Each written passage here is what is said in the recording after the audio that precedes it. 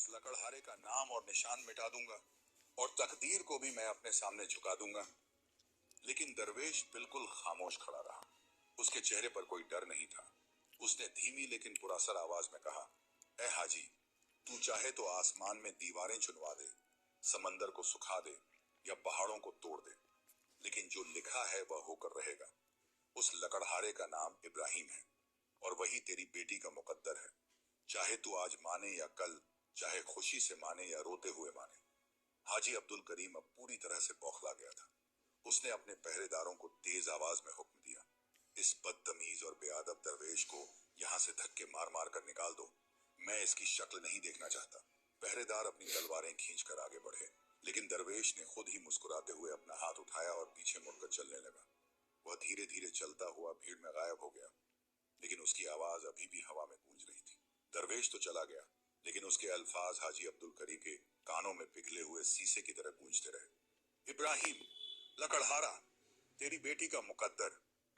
यह शब्द बार बार उसके दिमाग में घूमने लगे। हाजी ने अपने मुनीमों को हुक्म दिया, फौरन पता करो इस शहर में इब्राहिम नाम का कोई लकड़हारा है या नहीं। अगर है तो उसका पता लगाओ। मैं देखता हूं कौन है वह बदनसीब जो मेरी बेटी की तरफ आंख उठाने की जुर्रत करता है। मुनीम और जासूस पूरे शहर में फैल गए। उन्होंने हर गली, हर बाजार, हर मोहल्ले में पूछताछ की, लेकिन किसी को इब्राहिम नाम के किसी लकड़हारे की खबर नहीं थी। कुछ लोगों ने कहा कि शायद वह किसी दूसरे शहर से आया होगा। कुछ ने कहा कि शायद अभी पैदा भी नहीं हुआ होगा। रात हो गई थी। पूरी हवेली में दिए जल रहे थे, लेकिन हाजी अब्दुल करीम की आंखों से नींद गायब हो चुकी थी। वह अपने बिस्तर पर करवटें बदलता रहा। उसे दरवेश की वह आवाज बार बार सुनाई दे रही थी, तेरी बेटी की शादी इब्राहिम से होगी। उसने सोचा, क्या सच में मेरी बेटी, जो रेशम के बिस्तर पर सोती है, जो सोने के थाल में खाना खाती है, जो खुशबूदार इत्रों में नहाती है, वह किसी गरीब लकड़हारे की बीवी बनेगी? नहीं, ये हो नहीं सकता। मैं इसे कभी होने नहीं दूंगा। रात के तीसरे पहर हाजी अब्दुल करीम उठा। उसने दबे पांव अपनी बेटी आमिना के कमरे की तरफ रुख किया। दरवाजा धीरे से खोला। आमिना अपने रेशमी बिस्तर पर बेफिक्र होकर सो रही थी। उसके चेहरे पर सुकून था। उसे क्या पता था कि उसके बाप के दिल में कैसा तूफान मचा हुआ है। हाजी ने अपनी बेटी के मासूम चेहरे को देखा। उसकी आंखों में आंसू आ गए। उसने अपने दिल में कसम खाई, मैं किस्मत से लड़ जाऊंगा। मैं अपनी बेटी को दुनिया की नजरों से इतना दूर कर दूंगा कि कोई परिंदा भी उसके पास नहीं पहुंच सकेगा। मैं तकदीर को हरा कर दिखाऊंगा। सुबह होते ही हाजी अब्दुल करीम ने शहर के सबसे होशियार वास्तुकारों, मिस्त्रियों और कारीगरों को बुलवाया। उसने उनसे कहा, मुझे एक ऐसी इमारत चाहिए जो दुनिया में कहीं नहीं होगी। एक ऐसी जगह जहां कोई इंसान पहुंच ही ना सके। वास्तुकारों ने पूछा, हुजूर कैसी इमारत चाहिए? हाजी ने कहा, शहर के बाहर एक टापू है जो चारों तरफ से पानी से घिरा हुआ है।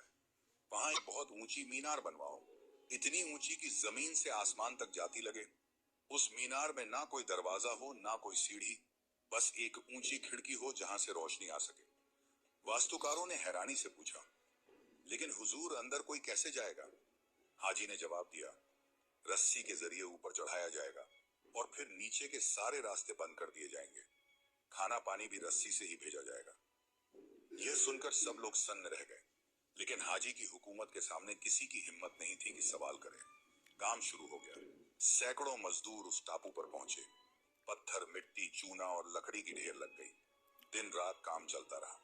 हाजी अब्दुल करीम खुद रोज वहां जाकर निगरानी करता। वह चाहता था कि एक भी गलती ना हो। धीरे धीरे मीनार की दीवारें उठने लगी। पहले 10 हाथ, फिर 20 हाथ, फिर 50 हाथ। मीनार इतनी ऊंची हो गई कि उसकी छोटी से शहर का पूरा नजारा दिखाई देता था।